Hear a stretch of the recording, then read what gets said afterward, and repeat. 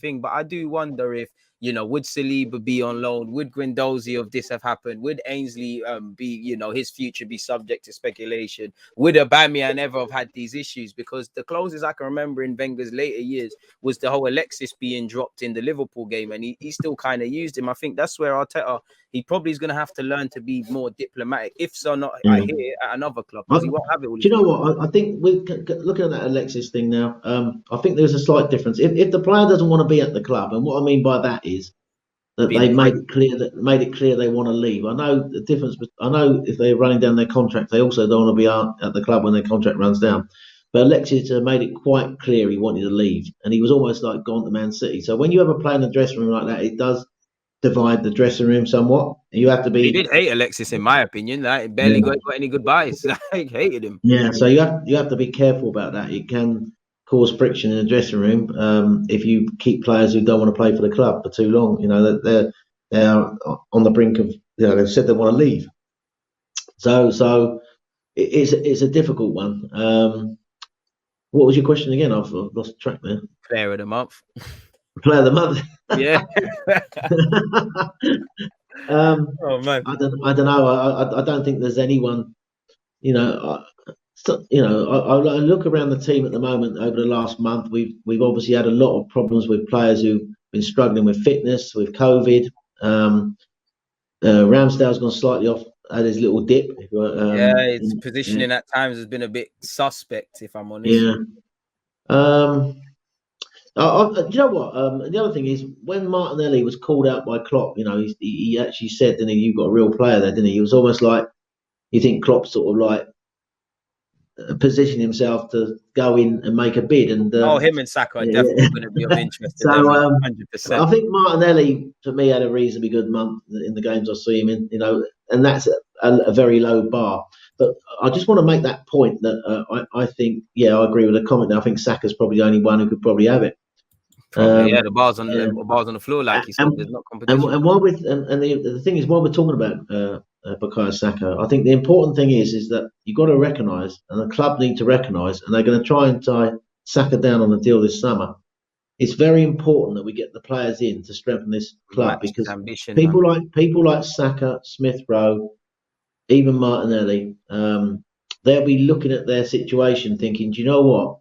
Facts. If this club is not going forward, and I'm not going to win any trophies, I'm going to look elsewhere. And when Klopp comes knocking, they'll be interested. I mean, they're not all going to be like Harry Kane, are they? Remain at Tottenham winning nothing. If any, I definitely think Martinelli's not going to be there. I've braced myself for him and Gabriel to move to one of the big Spanish teams, and that's what scares me. I feel that's where the club, in the same way Ramsdale goes off to England duty and Ben White, and they're asking Saka what Arsenal's like. Saka must be saying, what's Grealish, what's City like, what's being in the Champions League like, where he went to Aston Villa. And that's the scary thing. The project can only be so far. I think right now, the young players you said, more so the two English ones, they're very naive. It's easy to say Arsenal for life when I'm a 20-year-old making my inroads. Smith-Rowe's made great progress. This time last year, he was just about a Premier League footballer. When you're in your mid-20s, or you finally, the pennies drop that I'm a Premier League footballer, as you said, you start to look at it differently. And I still think they're kind of wowed by Arteta and how he improves them. But soon you're going to say, Pep can take me to the next level. I need to win. It's very different when you're 26, 27, 28. You've only got one career, and I don't want to waste these lot. Even if they are to go off and do other things and move, let's use their peak properly. That's why maybe I feel I'm more harsh on our senior players and really what Arteta is doing with the senior players, because I just feel when you go through all of our senior players, there's somewhat a stain against their name. Xhaka, we all know. Partey, inconsistent. Lacazette, not really off the level. Aubameyang's gone, but we know Aubameyang. And then you've got Cedric, Marie, etc. It's like, what experienced players do I believe in? That's why I say, for me, in a young squad of an average age of 23, the experienced players I rely on are Kieran Tierney, Tommy Asu, Ramsdale, beyond the obvious, really, because the others are really hot and cold. I don't really know what I'm getting with them, if I'm honest. Yeah, absolutely. I think interesting thing I was thinking about the other day is that the captaincy issue, actually, because of the group, really, because I know the problem we've had is, you talked about senior players and young players. The senior players haven't really stepped up, have they? If you think about the leadership group, Aubameyang's gone. Lacazette is in that group, but he hasn't exactly been putting up trees. Xhaka is obviously in that group. Leno's going. I He'll be forgot gone. about Leno completely. Yeah. So you think about that's 4. I'm trying to think who the other guy is in that group at the I moment. think Holding, but we all Thomas know Partey. Thomas Partey. So Partey as well. Partey's been in. That was a fantastic performance against Man City, by the way. But then he's back to normal, getting sent off in the next game. So After we waffled about him returning as well.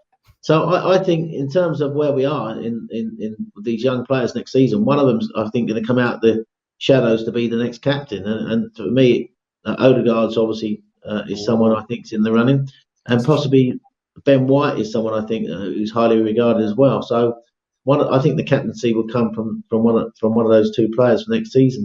What have you made of Ben White? I think jury's still out. Yeah, I think so. I think that certainly. I think he's been okay. To be fair, I mean, I think that in the last game against Burnley, when we see him moved out to right back, we saw what we missed when he didn't play in the middle. Yeah. So the way he plays, offers us in possession, builds our play, is part of the plus side of his game. He understands when to bring the ball out, when to pass it, and how he that side of the game he's really good at. I think he's a bit rash sometimes the way he dives in, like he did at Leeds, so he go away that penalty. I think sometimes players have run past him a bit easy. I can think of 1 or 2 goals where he's allowed players to run past him. He hasn't made much, yeah. But I still think and people questioned him in the air, but I've seen it, games where he's been okay in the air. I think that, I'd say the jury's all out, but I think he's certainly, I think, has improved us in the fact that it's him and Gabriel as a 2, the way they've combined. Consistent 2 as well. Consistency, yeah, as a 2. And I think, they complement each other very well, So, so I think he's been okay. The jury's still out, but I think there'll be encouraging signs, and I think that partnership is really good. So, certainly he's good on the ball and what he offers us.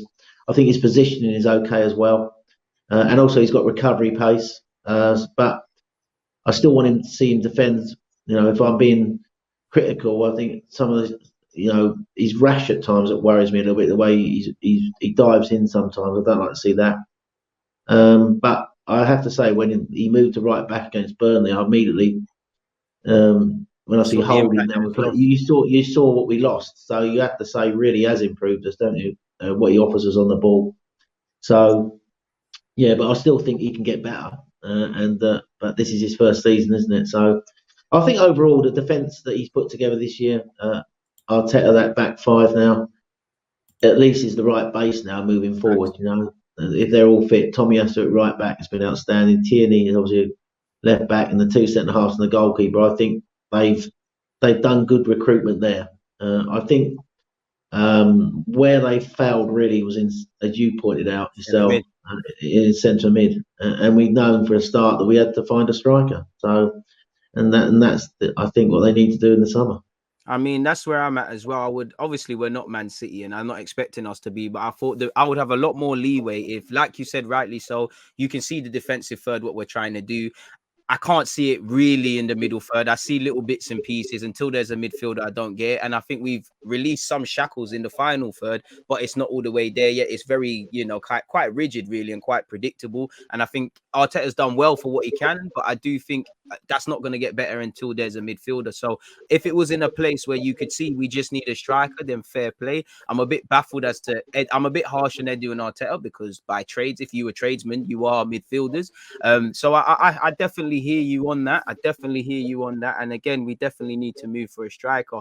I like the signing of Ben White, because obviously the only reason I say the jury's still out is purely because he costs 50 million. You just a bit more. I think he's good in the air. I think he's a defo bigger leader than credit's given, and I saw that from preseason. I think statistically, again, I think it highlights the need for a midfielder. But in terms of progressive passes and things like that, him and Gabriel are probably the highest scoring players at Arsenal, and I think that kind of ties into why we bought him, of being, as much as this defender should be able to defend. It's all about ball playing. So I think Ben White's done that, and I'm keen to see Saliba next year come and try and mess up that great partnership that's being developed in terms of depth. What have you made of Saliba, and what could happen? Because every week he's staying, he's going, he's staying,